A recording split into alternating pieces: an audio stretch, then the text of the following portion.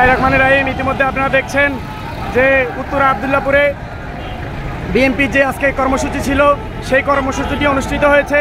এখানে আপনারা দেখছেন যে ঢাকা মহানগর উত্তর বিএনপির সদস্য সচিব জনাব আমিনুল ইসলাম ভাই এবং ঢাকা মহানগর উত্তর যুবদলের অন্যতম যুগ্ম আহ্বায়ক সাজ্জাদুল মিরাজ ভাই এবং তাদের সাথে অসংখ্য নেতাকর্মী রয়েছেন এবং আপনারা দেখছেন অসংখ্য পুলিশের বাধার মধ্য দিয়েই প্রোগ্রামটি শুরু করেছেন এবং পুলিশি বাধা উপেক্ষা করে তারা এখনও রাস্তায় আছেন এবং প্রোগ্রামটি চালিয়ে যাচ্ছেন।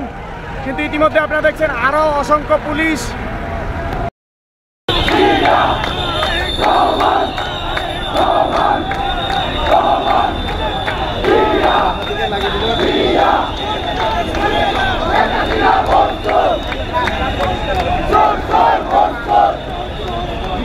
শেখ হাসিনা